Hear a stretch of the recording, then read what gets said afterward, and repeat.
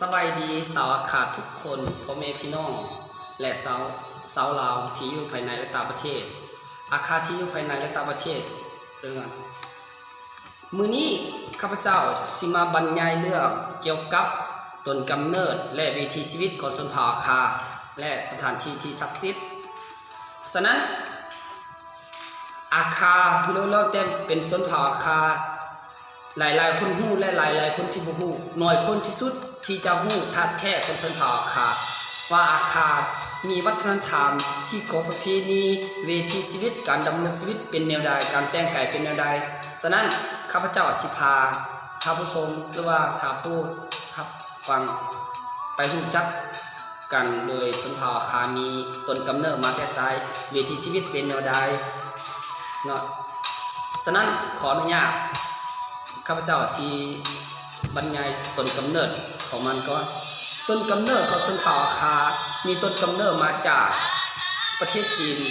มณฑลเป่ยจงและแม่น้ำไทหุยซุยแล้วมีอยู่ภูเพียทิเบตหรือว่าจีติเบตนะฉะนั้นอาคาเฮามีต้นกำเนิดมาแต่ประเทศจีนแต่ว่ากระจายทุกภูมิภาคอาเซียนนั่นก็คือไทยลาวเมียนมาเวียดนามและจีนอีกด้วยฉะนั้นอาคาอยู่ในลาวเฮาเขาสิเว้าแต่อาคาอยู่ในลาวเฮาอยู่ต่างประเทศอื่นเนี่ยให้มาหันมีแยกวงตระกูลของมันแต่ว่าเป็นยังอาคาทุกอาคาเป็นอาคาเดียวเพราะว่าอาคาเนี่ยตั้งชื่อเอิ้นคนลูกทุกคนต้องแมนลงพญาสุดท้ายของพอเป็นพญาขึ้นต้นของลูกนั่นก็คือหมายความว่าดักคอพอเป็นชื่อดักคอแต่ลูกมันคอซาคอเยอะฉะนั้นในการไล่สายตระกูลพอชนเผ่าอาคาจะง่ายที่สุดเพราะว่าเขาจะไล่ตามชื่อของพอรวมแล้วอาคาแมนทุกอาคาเป็นอาคาเดียวฉะนั้นอาคาอยู่ในลาวเฮาก็คืออยู่ภาคเหนือคนจีนอยู่ภาคเหนือคนลาวเฮาคือปงสะลีลัวน้ำถามบองแก้วและอุดมสายที่กระจายอยู่ในทุกเมืองหรือว่าบาดาลเมืองคงสีแควภาคเหนือเฮานี้ฉะนั้นอาคานี่เป็นชนเผ่าหนึ่งที่นอนอยู่ในบนคณะแห่งศาสตร์ของสปปลาวหรือว่าเพิ่นได้บัญญัติในรัฐธรรมนูญแห่งสปปลาวว่าอาคาเป็นชนเผ่าหนึ่งที่นอนอยู่ในวงตระกูลวงคณะแห่งศาสตร์และมีภาษาปาเว้าเป็นเอกลักษณ์แต่เสียดายบ่มีภาษาเขียนเป็นที่หอพัก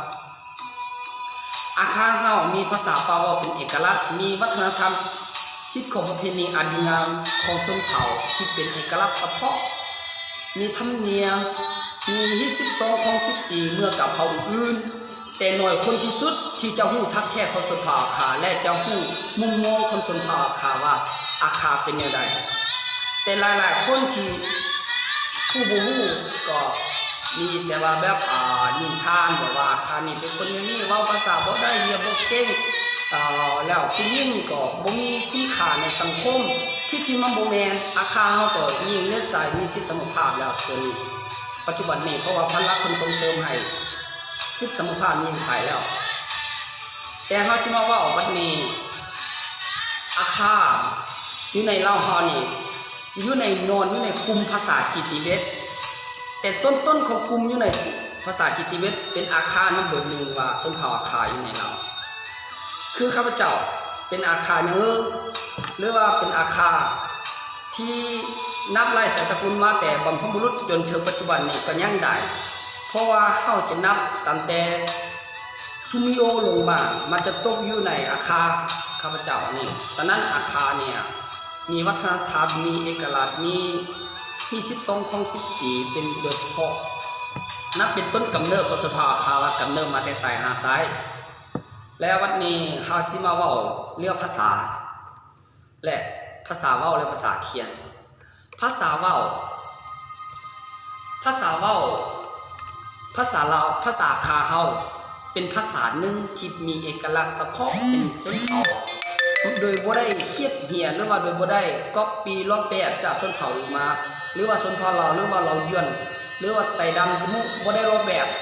เพียงแต่มีชนเผ่าเอกลักษณ์ของตนตั้งแต่บรรพบุรุษแล้วภาษาเขียนนี่มีต้นกำเนิดมาในนี้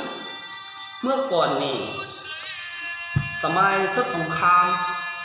และผู้ใหญ่บ้านหรือว่าในบ้านหรือว่าผู้ที่สูงสุดอยู่ในแบบกษัตริย์สังกษัตริย์อาคาเฮาแล้วลบนี้อพยพแต่ละบอนแต่ละจุดแต่ละที่เพื่อว่าใหญ่ชีวิตให้ไปตั้งถิ่นฐานบ้านอื่นเมืองอื่นเพราะว่าลบลี้จากสงครามภัยอันตรายคุกคามเมื่อคนอาคาเฮานี่เขียภาษาใส่อยู่ในนางงัวนางควายเพราะว่าตอนนั้นบ่มีเจี้ยบัดนี้นั่งเคียใส่อยู่หั่นแล้วบัดนี้อพยพไปคงเครื่องของหรือว่าเครื่องคนที่จำเป็นก็ออกไปบ่ได้เพราะว่าลบลี้สงครามเด็กจำเป็นมีอุบายขึ้นมาว่าเฮาเปไปนี่บ่รอดหรอกให้ลูกหลานเฮาจืดจำอยู่ในสมองเอาอยู่ในจิตใจเอาว่าอาคาเฮาก็มีภาษาเขียคือกันก็เลยเขาเผาหนังฮักกินเลยบ่มีภาษาจนถึงทุกวันนี้นี่เป็นต้นกำเนิดว่าบ่มีภาษาอย่างนี้ตามพ่อเฒ่าผู้แก่ปู่ทวดเขาเล่ามาแนวนี้บ่แม่นข้าพเจ้าคิดเองได้แต่ว่าได้ยินจากพ่อเฒ่าพ่อปู่พ่อย่าผู้ที่อาวุโสผู้ที่ฮู้เกี่ยวกับชนเผ่านี้เขาเว้ามาแต่ภาษาเว้าส่วนนี้ก็ยังรักษามุนเสื้อมาอย่างตัวอย่างคือกินข้าวคือพอจะกินน้ำอีจุดดอไปไส้ก็อากิเล่เนี่ยนี้เป็นวัฒนธรรมของชนเผ่าอาคาเป็นภาษาบัดนี้เฮาสิมาเว้าเรื่องเกี่ยวกับเฮาเริ่มต้นกำเนิดไปภาษาไปแล้วเนาะวัฒนธรรมบัดนี้22ข้อ14คนชนเผ่าอาคา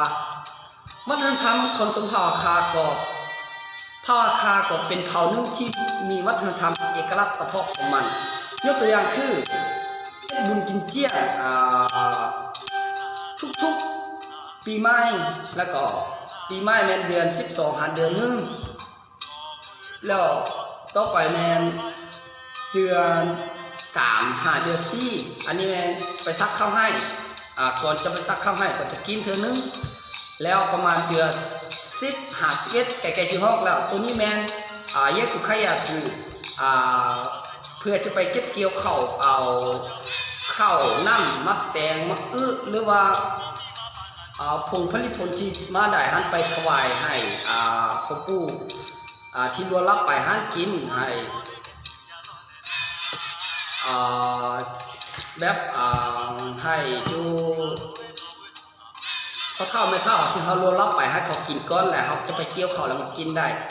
นี่เป็นคิดของที่นี่ที่เขาเสืบถือกันมาจนขาดบ่ได้ต่อได้เฮ็ดอันนี้เป็นวัฒนธรรมหนึ่งเป็นนิคมประเพณีหนึ่งที่ปฏิบัติกันมาตั้งแต่บรรพบุรุษจนถึงปัจจุบัน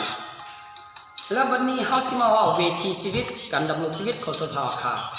อาคามักจะตั้งทีมถังอยู่แค่บนดอยหรือว่าอยู่แค่ภูดอยก็ง่ายๆซะโดยได้รับแสงแดดจากภูมิภาคแบบได้ภูมิประเทศนั้นอำนวยความสะดวกเส้นมีบ่อนทำมาหากินและมีบ่อนผลิตเครือปลาคอดงต่างๆที่จำเป็นมาใส่แล้วมีบ่อนน้ำสะดวกสบายคนอาคาเฮาส่วนหลายมันจะตั้งถิ่นฐานอยู่แค่เขตภูดอยแล้วเราไม่นั่งแบบนี้แต่การดำรงชีวิตของชนเผ่าก็มีแต่ว่าขึ้นกับธรรมศาสตร์โดยตรงแต่โดยนี้ก็หันมันเปลี่ยนเป็นธรรมศาสตร์ส่วนอุตสาหกรรมแล้วกรรมผลิตก็ทาปลาเฮ็ดให้เฮ็ดสวนปลูกผักปลูกมีปลูกข้าวกินอันนี้แม่นวิถีชีวิตที่ดำรงชีวิตอยู่ในชนเผ่าอาคาล้วนบ่ร่วมบ่เฉพาะอาคาเด้อมันบ่ได้โจมตีอันนี้มาบรรยายเรื่องอาคาให้ผู้ซื้อแล้วหมู่บ้านที่เฮาสิตั้งวันนี้อยู่ในหมู่บ้านของอาคาทุกหมู่บ้านต้องมีประตูโค้งหรือว่าประตูผีเข้าบ้านตัวนี้สำคัญสัญลักษณ์เทิงความยุ่งเย็นเป็นสุขอยู่ในภายในบ้านโดยป้องกันสิ่งชั่วให้จากภายนอกแล้วมันมีโอนสารอยู่ถึงหัวบ้าน ตัวนี้ก็เป็นบ่งบอกถึงเอกลักษณ์ของชนเผ่าอาคานั้นบ่ได้มีแนวนี้แม่นฮู้อยู่ว่าเป็นชนเผ่าอาคามาเว้าเรื่องประตูบ้านมาประตูบ้านหรือประตูพี่หลายๆคนจะเอิ้นอย่างนั้นแต่ว่าจะให้คำเห็นอย่างนี้ภาษาอาคาเดิมๆคือล้อขอบล้อแปลว่าปกป้องหรือว่าป้องกันขอบแปลว่าเขตบริเวณหรือว่าคงเขตพื้นที่นั้นฉะนั้นล้อขอบหมายความว่าเขตปกป้องป้องกันสีสัวให้บ่ให้เข้าไปคือผีป่าผีสิงผีปอบผีซื่ออย่างต่างๆบ่ให้เข้าไปในนั้นแล้วในภายในล้อขอบนั้นภายในประตูบ้านนั้นมีกับประกอบประดับด้วยระเบิดบอดลูกปืนบอดมีดดาบหรือว่าสิ่งอื่นเพื่อว่าแสดงถึงว่าผีสิงผีบ้าผีป่าผีสีสัวให้เขามาบ่ได้ก็เพราะมีกับป้องกันเด็กจากนี้แต่มันมีต้นกำเนิดมานี่ก็หลายๆอย่างแล้วหาสิไปเล่าเรื่องสถานที่ที่สำคัญหรือว่าสถานที่ที่ศักดิ์สิทธิ์ของอันนั้นจะไปว่าแก่แย่ว่าโลกคอนนี้เป็นต้นกำเนิดมาแต่สายหาซ้ายแล้วโลซีสร้างเลยใส่ฮะ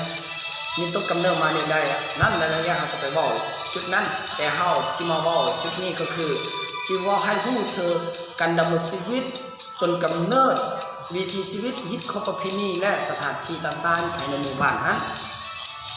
ฉะนั้นในเมื่อว่าไปแล้วมีบ่อนใดผิดพลาดขาดตกบกพร่องหรือว่าบ่มัว